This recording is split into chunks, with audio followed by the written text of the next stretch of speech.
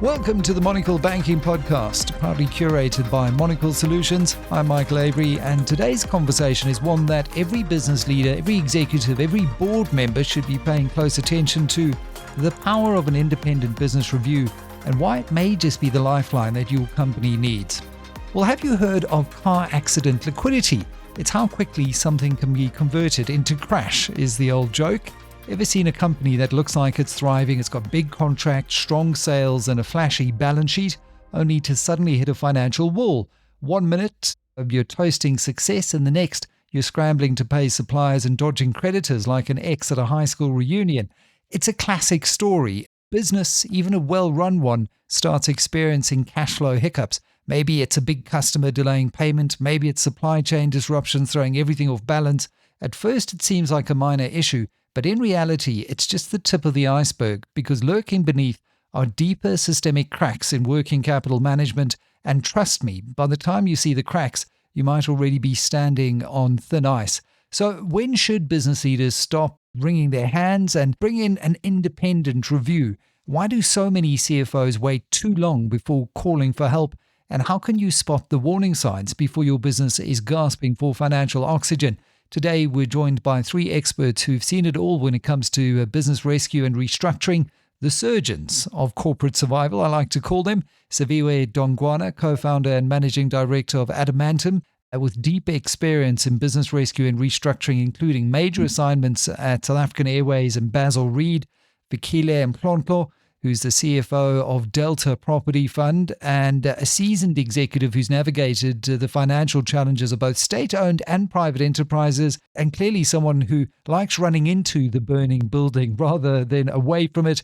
And last but certainly not least, Bongani Nkasana, who's a co-founder and executive director at Adamantem as well, leading operational restructuring efforts that ensure financial recovery is matched by the culture and leadership changes that companies need to undergo when they undergo these experiences. So, gents, it's great to have you on the podcast.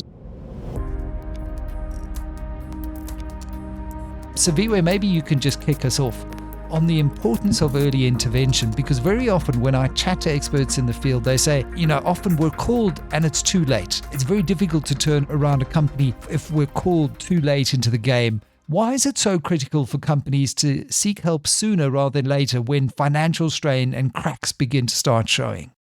Michael, thank you, and thanks to the other panel members. I think I must say up front, those of us in the business restructuring and rescue space, we often talk about being called at 1 minute to midnight. Essentially, that is, we're called at a breaking point when management has given up on bringing their own solutions, banks have given up on bringing their own solutions, and we're called to resolve the issues and work out a way forward, which puts a huge amount of pressure on us, because it particularly puts us in the spotlight as to whether or not at that point then our restructuring actually works, when it actually is an issue of timing. And maybe as a background, I think it's important for all of us in business to accept that business failure is a reality. There are a whole number of companies that were great that are no longer around us. Whether it's Steinhoff, whether it's Illovo, whether it's Group 5 or Basel Reed, the fact of the matter is that business failure is a reality, as financial distress is a reality, which then means interventions to deal once the indicators of financial distress are present and, most importantly, persist. There could well be a need for management and boards to bring a fresh pair of eyes to look at some of the issues for a number of reasons, Michael. One of those reasons is that it is very difficult in this complex world where we all have 24 hours to do everything, that you expect executives who run their businesses sustainably and profitably, at the same time allocate a significant amount of their time dealing with problem issues. It then means that at times, restructuring professionals should really be seen as the extension of management, their hands and feet, to get to those things that management may not have the time to do, or the time to do them and do them properly. And it is indeed a truth that for many businesses where help brought on earlier it would have yielded different results, except that to do that, you need to recognize that you need courage to say, we need an extra pair of eyes and hands and feet to come and support us. Courage is such an important point that you raise, Siviwe, because often I think it boils down to their big egos at play, and sometimes, swallowing that pride and having the courage to say, right, we need to call someone in because we haven't experienced a downturn like this before. And you guys really are like the Ghostbusters of restructuring. When you come in, you've seen it before, you've dealt with these things before, and you dealt with it at SAA. What was your experience, Siviwe, in timing at SAA? The timing in SAA, it was very interesting. And let me say on the outset that SAA was indeed extremely lucky.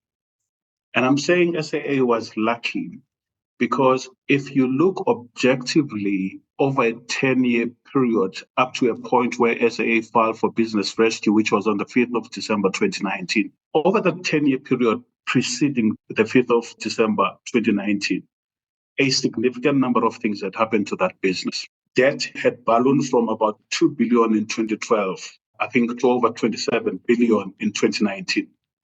Interest costs on that debt had ballooned from 172 million per annum to about 1.3 billion per annum.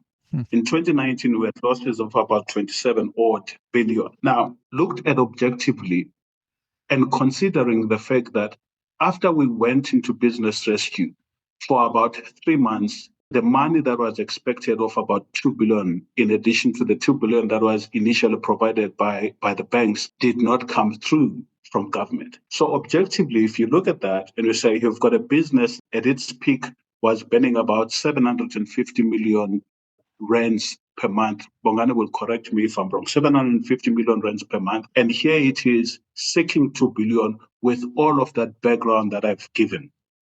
And the reason I say timing was a lack was on SAA's side is that in 2020, COVID happened. And when COVID happened, it did a number of things. One, it put SAA in the same boat as every other airline in the world because the skies were closed, no one was flying. However, they had had a late start in terms of getting into business rescue proceedings, which then helped because it meant that our focus on extending the cash runway in terms of managing the cost and overheads of the business became effective. And that really was our salvation. But more importantly, Michael, we had to do a number of things at SAA. Over the last 10 years before we got there, there had been numerous consultancies and turnaround plans. But the big issue, there was very little or no implementation of those things. And we came in and we were courageous and we focused on the things that were going to yield us the biggest results. So we cut loss-making routes. And with every loss-making route we are cutting, it meant that we could resize the number of aircraft or the fleet. We could resize the number of people in the business. We could resize the number of costs associated with that particular route. There was a significant review of contracts. We undertook a Section 189 process and retrenched a whole lot of people. We looked into our revenue initiatives and really we managed our working capital quite strongly. Bongani, I want to bring you in on that point. So, because you were also involved along with Siviwe in that rescue, very high profile rescue, and interesting to read Glenn Orsman's book around turning around Comair and launching several airlines. And he says one of the most difficult things was dealing with pilots who had become almost a law unto themselves. At SAA, where did you start and where do you think you made the biggest difference? Thanks, Michael. The interesting thing with having to deal with an entity like SAA is that it is an elephant. And if you have to go back to the old saying of how do you eat an elephant, it can be quite intimidating for you to decide as to where do you decide. But, we've got a philosophy that over the years we've come up with in terms of how do we jump into this hot water? Because for us, when we come in, we do not have a lot of time to actually get to sit and understand the business and then get to then say, okay, right, we've done the diagnosis and out of our diagnosis, this is how we are going to start. So where we always start is we always start with the operational cash flows. Any entity that finds itself in trouble like with SAA, they would have been talking to banks over a period of time, and they would have been preparing these 14-week cash flows that are out there. The first thing is to sit there and understand the cash flows. What are the cash flows telling you? Because that tells a story. And once you get all of the assumptions that go with the cash flows, then you take your head up and then you say, I need then to do the walkabouts. So basically site visit type thing to say, what are the operations telling me that is supposed to translate with what I've been told by the cash flows? And for me, that is very important because you can't make any decisions before you actually make a marriage between what the cash flows are telling you and what is actually happening on the ground. And when you are doing that walkabout, what you are looking for is what the assumptions on the operating cash flows, but also you are looking for what are the things that are the blind spots with regards to your cash flows. Because I mean, let's be honest here, all of these operating cash flows that get submitted to the banks by the companies that are in financial distress, they always show that things are going to improve. Yeah. But why are we here? It's because of the fact that things have not improved, even though these things are on paper. So basically, there will always be a mismatch between what's happening on the ground and what's sitting on your operating cash flows. But that's always pretty much the best way to actually start and for you to be able to understand what on the assumptions is not supported by what's happening on the ground. And that is the thing, often it is assumptions that are made, and that's where we're tripped up. And what is the old saying? Revenue is vanity, profit is sanity, but cash flow is king. Bongani, just staying with you for a second longer, why do you think this kind of approach wasn't taken before it was too late and the BRPs had to be called in? What should have been done before business rescue to avoid the kind of extreme measures that were later required? So Siviwe mentioned earlier that there have been turnaround strategies over a period of time that have been presented by the boards of SAA, and you could pick all of that up in all of the annual reports. And the issue with all of those is that they were not significantly different from each other, but they were never executed. And they were not executed for a number of reasons. So firstly, SAA being a state-owned entity, we were faced with a unique challenge in that the business decisions that you make always have to be rubber-stamped by the Department of Public Enterprise. And that is something that is sitting in the PFMA Act. And in some instances, it is not only the Department of Public Enterprise, but also Treasury needs to come and rubber stamp some of the decisions. Even now, something simple like saying we need more aircraft because we can see the demand in a certain route and would like to add more aircraft. Even something that simple in terms of operations, it has to be rubber stamped by the department.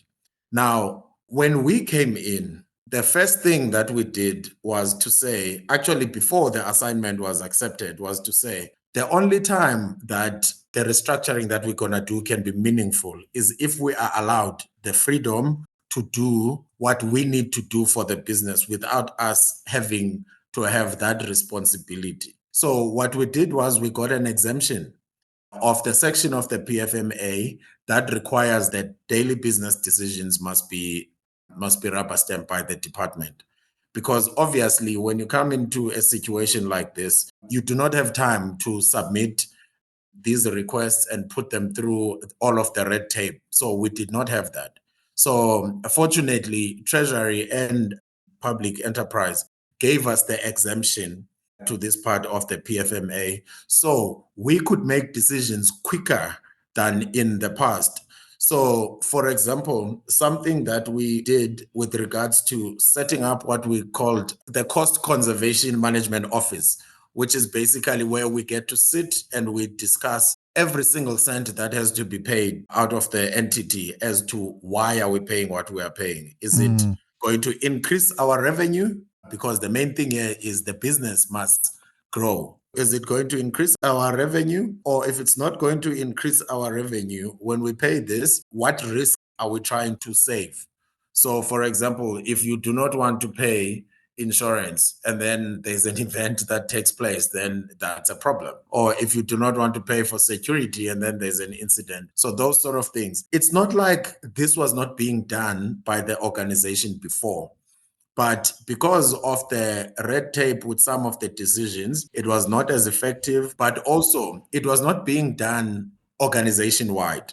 So each department was submitting their own requests of this is what we would like in our department, and then they would go away. But the way that we did it was we had all of the departments sit in on everyone's request for funds, because we only have one pot of funds and everyone is competing for this pot of funds. And you started seeing with time that when someone has come with their request and they realize that they're actually far more important requests than theirs, and then they would actually pull back. But most importantly, people, the executives that were sitting in those requests, they started giving each other advice in terms of what else can you do without you having to spend the money that you need to spend for us to still be able to move forward as an organization.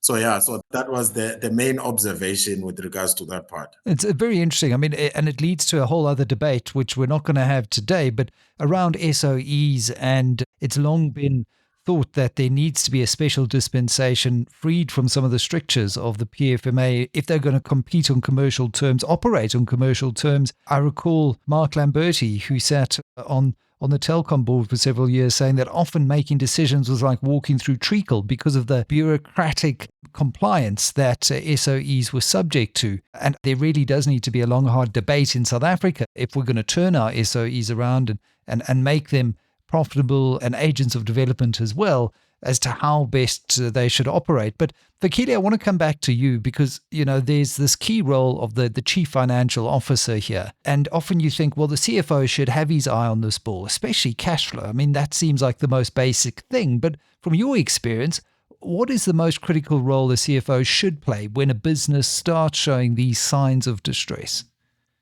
So the role of a CFO is a huge role. It's an executive role, as we all know it, oversees all the finances of an organization. You certainly, as a CFO, have to have a sense of the cash inflows and outflows, balancing those, ensuring that the business is able to sustain itself, and more importantly, also make money in the process and be profitable.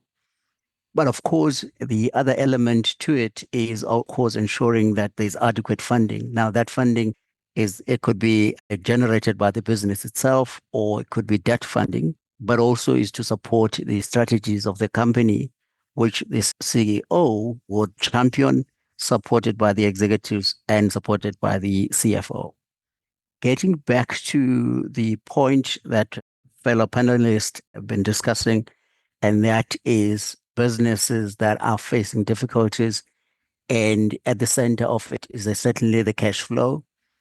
As a CFO, the process that Nkasana was articulating of cash conservation, and those processes are some of the processes that should be chaired by the CFO, and the CFO be completely in control in terms of what flows are coming in and what flows are going out. And also the CFO is expected to actually identify issues and be able to table those issues to the rest of ExCo, also to the board.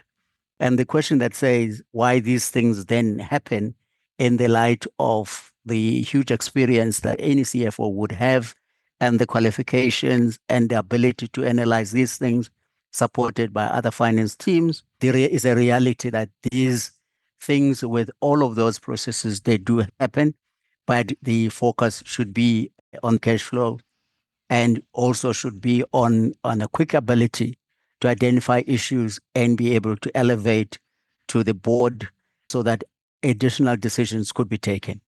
Absolutely, because I mean, what you're saying is there does need to be a recognition of the very high-level strategic oversight role that the CFO has to play. I think, often in businesses, it can be, there's a a misalignment of working capital cycles. That creates a false sense of financial health, that you may be generating great top line, but those cash inflows are too slow. You can also maybe be growing a little bit too quickly, and you can actually grow too fast and end up in a bit of financial distress. But from where you sit, so Fikile, what are some of the early warning signs, those flashing amber or even red lights that cash flow issues might be creeping in? Is it looking at supply delays? Is it an increase in debtor days? Is it a slow deterioration of gross margins? Do you have particular ratios that you like to look at to give you that early warning sign? The starting point is the financial performance of the business. Now, it's interesting that the income statement, as we all know it, it's coupled with a lot of numbers that are not necessarily cash flow related or are not directly are non-cash flow items, basically. So you're looking at the income statement narrowly could make one be under the impression that everything is fine. But the reality and the most important part is to look at the cash flows. Am I generating, or is the business generating cash flows to be able to meet the requirements of the business? So the inability at any one point not to have enough cash to be able to meet obligations is an indicator that there is a challenge. Now, that challenge, through an analysis, it may mean that is a short-term challenge, or it could be a challenge, and we'll often run cash flows over an extended period of time, and it should be able to indicate whether we are moving in the right direction or not. I'm also cognizant of the point that was made that the cash flow projections are always looking bad currently and looking better as we go forward. But the level of optimism has to be tempered with in order to actually come to a reality of where the business is going. Yeah, and again, why getting outside help often can give you a less emotional, slightly more objective view on what that assumption is around what the reality is. Siviwe, coming back to you and looking at the SAA example again, do you think it could have been saved through a more informal restructure in your experience of what that process allows you to do? I guess the most important thing is not whether it could have been saved through an informal restructuring process or a formal restructuring process, but really the right question is, what is it that was needed to save it? And that which was needed to save it was, first, absolute clarity around what decisions need to be taken. And having taken those decisions, a very clear plan on implementing those decisions. Because essentially, as Bongani said, all we did was to look at some of the plans, turnaround plans that have been published over the last 10 years, and said, we agree with certain elements of these plans. What are certain elements of those plans? Loss-making routes needed to be dealt with. If you are going to deal with loss-making routes and reduce the number of routes you are flying, it has got an impact on your fleet. Fleet has got an impact on the number of people around the table. So those kinds of decisions which we put into our plan were very clear decisions, and we drove the actions that we needed to yield the kind of outcomes that we're looking for. And this brings me to a very important point, and I'm leveraging a bit of what Fikile was saying. That financial performance, which most CFOs do and do it very, very well around monitoring cash flows. For us, as restructuring teams, we also seek to marry that financial performance with operational performance. Because in looking at operational performance, which is something Bongani alluded to, what we tend to find is that at times there is a lag in information flows from operations into financial reporting. And at times, the impact of that lag from a financial information and cash flow point of view can be quite significant. So it's very important for businesses to really put a spotlight on their operations and the decisions that are made at operational levels that have got a big financial impact. Because it's quite important for us to have a clear sense of the timing of that financial impact, and that becomes useful information for any CFO, and I'm sure Fikile would agree with me. Because if you have balance sheet strength, you can absorb shocks. However, if a company does not have a strong balance sheet and is already bordering on financial distress, and so if you look at SAA, for example, at the growth of the debt, at the growth of the interest payments that were taken out of the business, a significant amount of working capital, because we must all remember, interest payments are monthly. What do? Every CFO will tell you they are taking cash out of your working capital, which means there's less and less money available to run the business.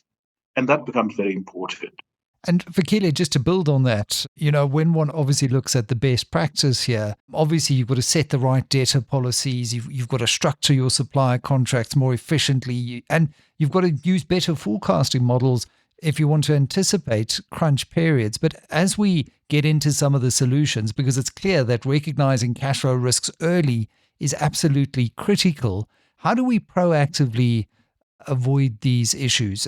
How important is real-time financial reporting in helping spotting potential liquidity risks before they become major problems? That is extremely important.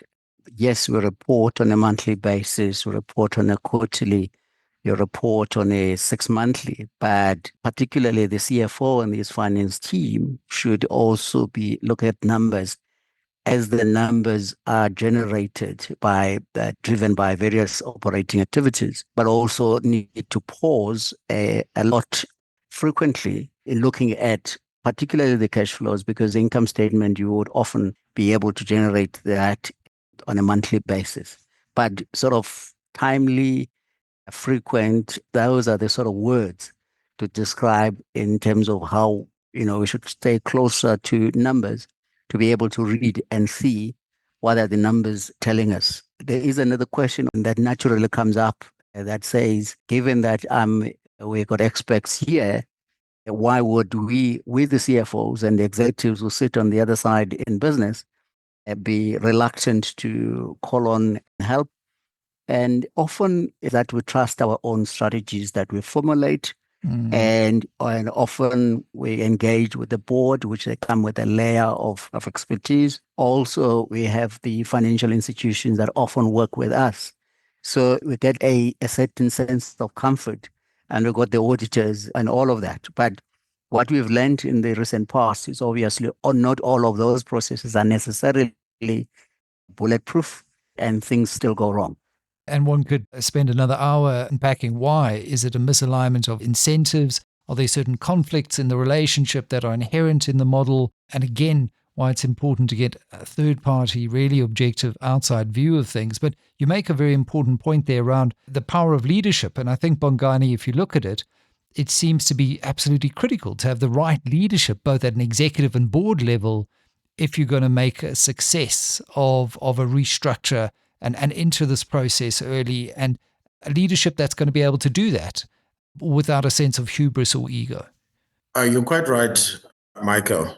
It starts with, as Fikile was mentioning, that if you as the CFO, you are responsible basically for funding the strategy of the company, you and your team, it's very important that you actually, when you are sitting in the executive committee, actually sit there realizing that you are the second most important figure in the organization to the CEO, because of the fact that the strategies can come from the CEO and the rest of the executives that are sitting in operational departments, but you have to fund it. So there's normally this saying that, well, the finance department is a support function to business. No, a CFO should know that you are an integral part of this business and you are the most important after we've come up with a strategy, because you have to fund that strategy. So you do need to have CFOs that understand that responsibility and that have got that sort of presence, and they understand that they need to be that strong in the executive committees, which also, when you come to the board and you are presenting the strategy and the funding models of the strategy and all of that, that becomes very important. But also talking about the boards, in any organization, it is important to actually have a board that has got strong personalities for two reasons. The first one is that these personalities, in the board are supposed to make sure that they keep the executive on their toes when it comes to the business. They should not be just there to rubber stamp things that the executive are putting on them. Because every time things go wrong in these companies, the first thing we always ask is, where was the board? Yeah. I mean, you would remember with Steinhoff, in that the chairman of Steinhoff actually stood to lose a lot of money. Yeah. And then the question is, but you were there too.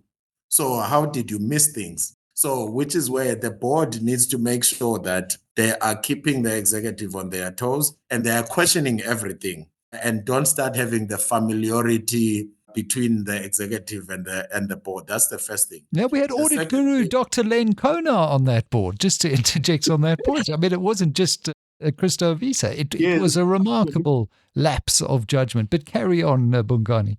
Yes. And then the other thing when it comes to the boards is that they need to absolutely understand the business themselves.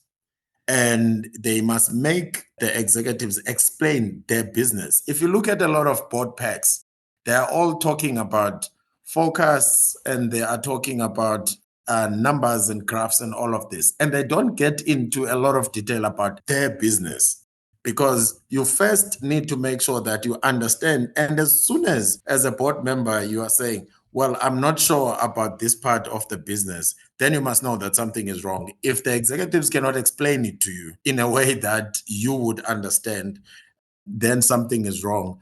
But the main thing, which is the second thing that the board members should be able to do, is they must be bold enough to take their harsh decisions. So the board members are the ones that are supposed to say, as the executive, we have given you enough opportunities to try and deal with whatever the decline that is coming through or whatever the challenge is.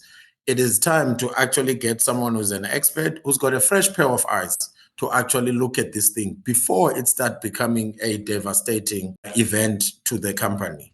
And then they can be able to get the person with the fresh pair of eyes to do an independent assessment. And then from there, they also need to be bold about what to do with it. Because sometimes the executives don't want to take the hard decisions of, for example, if the issue is the strategy, just because of the fact that they were part of having approved the strategy, they don't want to take the harsh decision of saying, okay, we were wrong on our strategy, or the markets have moved on now, we need to adapt to the changing environments and all of that.